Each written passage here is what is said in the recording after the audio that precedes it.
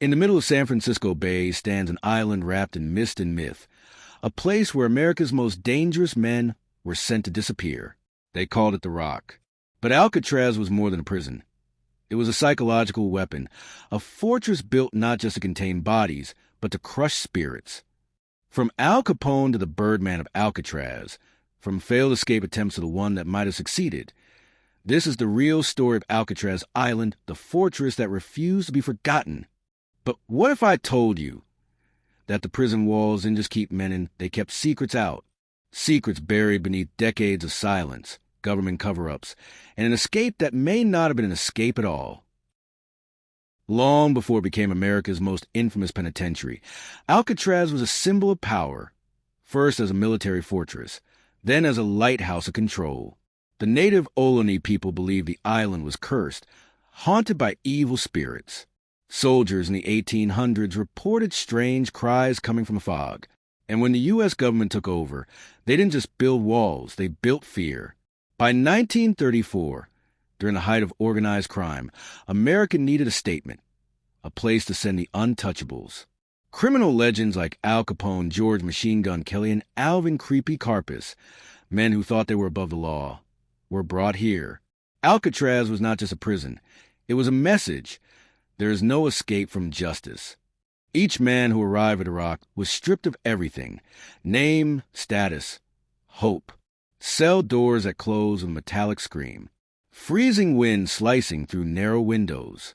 Even the bay itself, 50-degree water, deadly currents, sharks rumored to circle at night, was part of the design. Escape wasn't impossible. It was unthinkable. The inmates called it hell with a view. Each cell measured just 5 by 9 feet, a concrete coffin with a toilet, a cot, and a steel sink. Silence was the unspoken rule. Guards enforced it with brutality.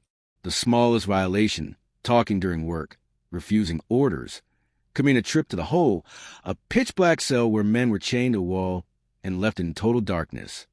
Even the sound of the outside world, the laughter of tourists on passing ferries, the echo of city music carried across the bay, was psychological torture. Some inmates said it was worse than solitary confinement. It was a reminder of what freedom sounded like. One inmate later said, "You could hear the world living while you slowly died." But Alcatraz's power wasn't just physical. It was psychological.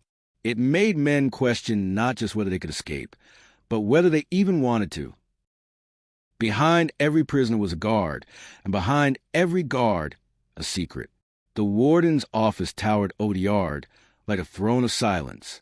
Warden James A. Johnson, the first man to run Alcatraz, was known as the Iron Warden. He demanded perfection. No corruption, no mistakes, no mercy. But even Johnson couldn't control the island's ghosts.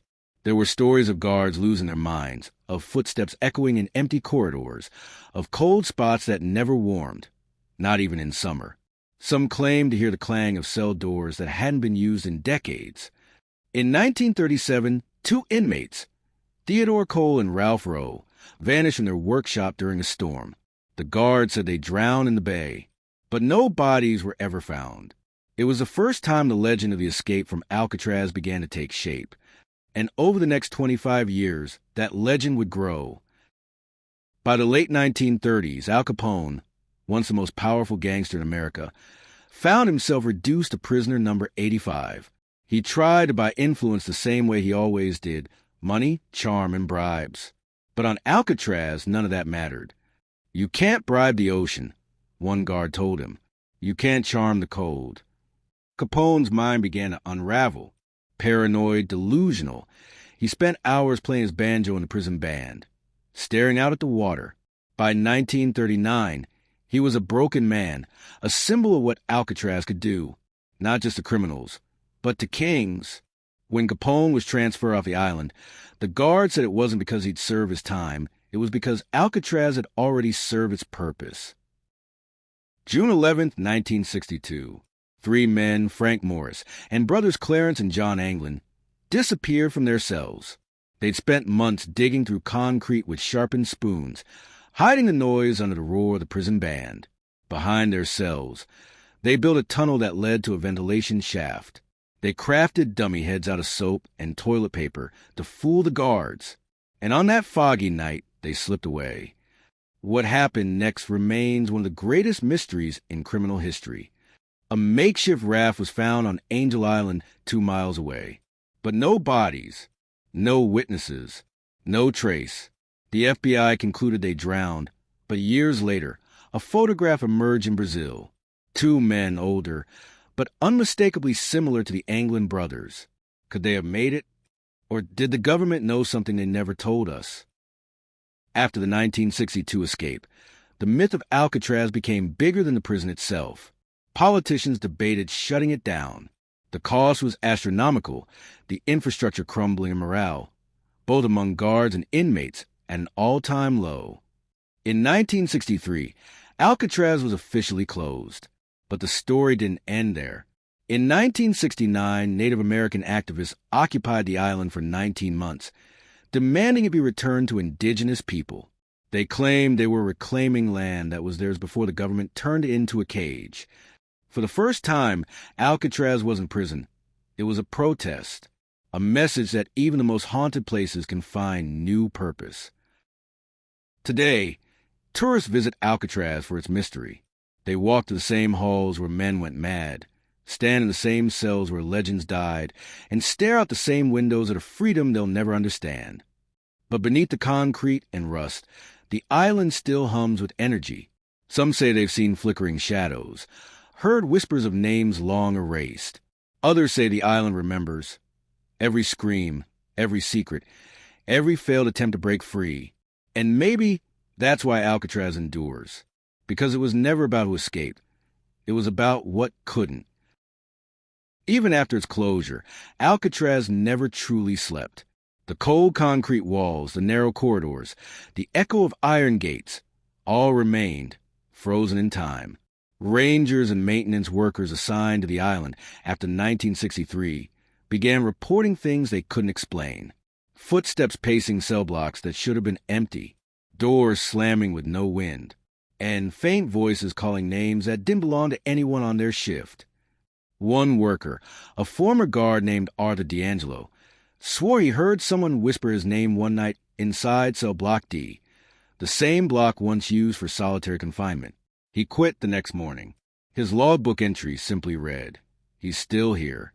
Visitors would later claim to see a man in a fedora standing near the dining hall, only to vanish when approached. Another tourist fainted while standing in cell 14D, a spot so infamous that paranormal investigators today call it the Gateway. Even the park rangers refused to lock themselves inside it after dark. But these weren't ghost stories meant to entertain. They were warnings, reminders that some prisons don't need bars to hold on to their prisoners.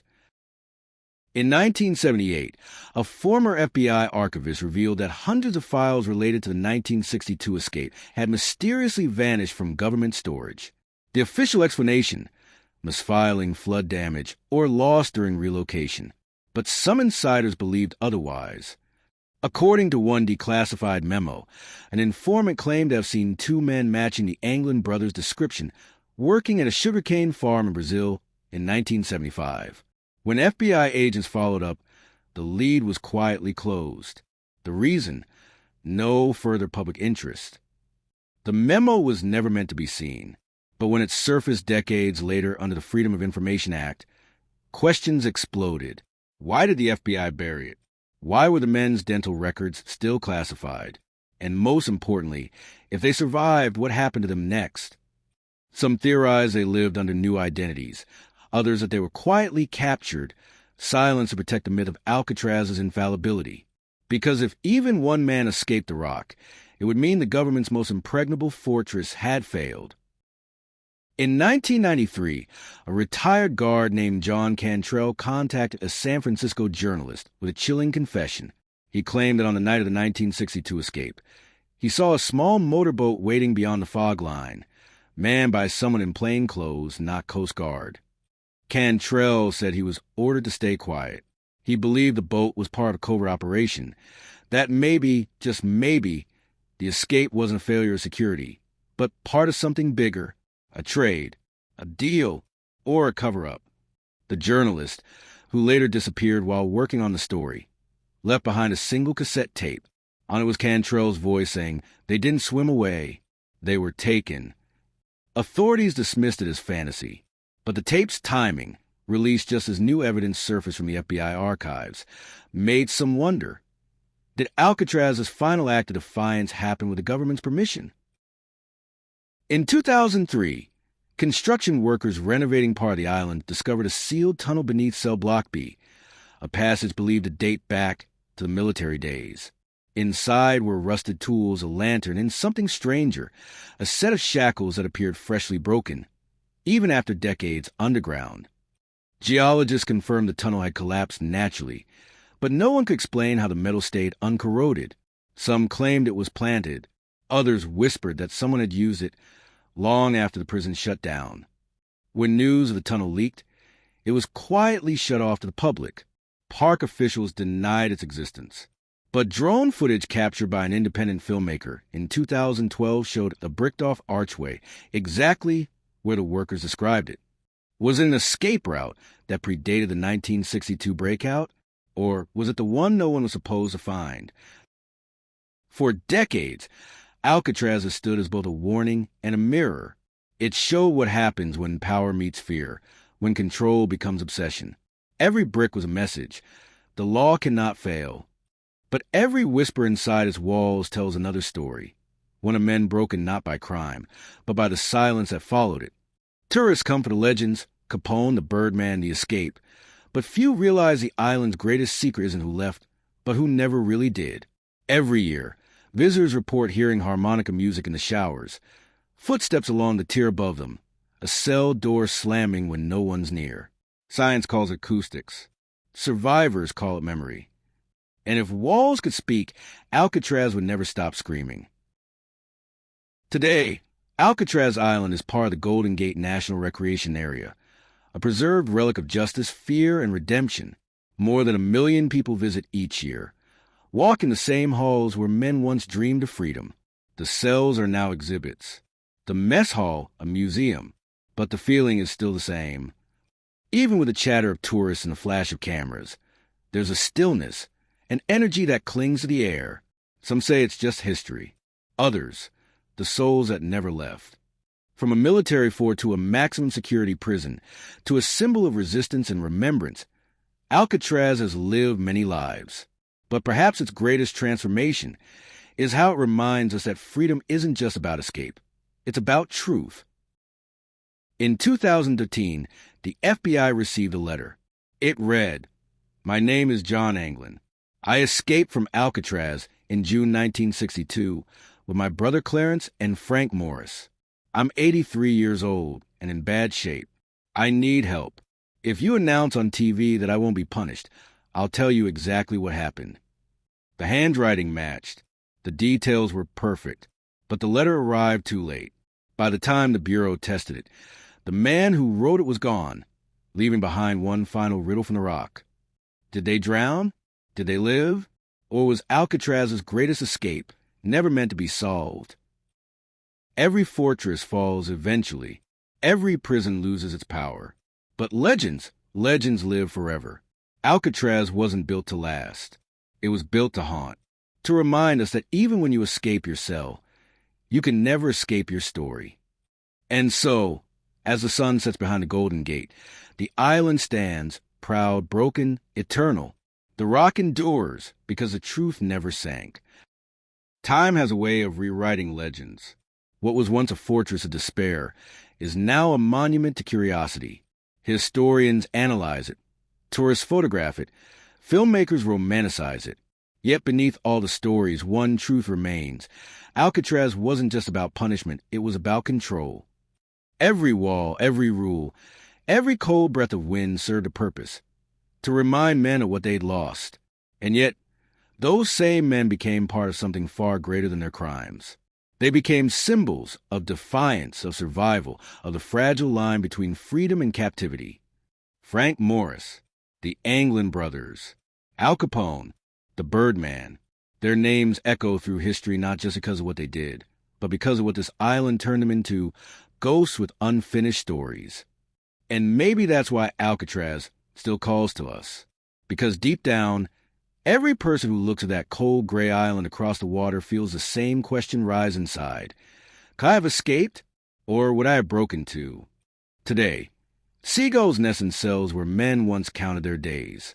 The corridors are filled with laughter instead of screams.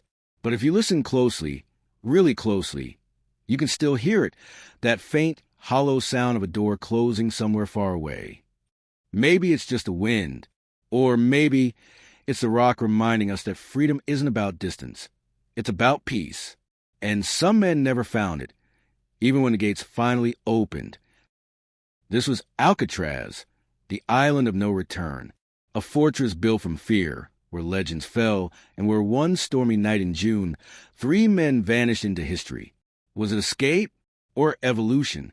Perhaps that's a true legacy of the rock. That even in isolation, the human spirit finds a way to rise above the tide. Because even the strongest prison can't contain the truth forever.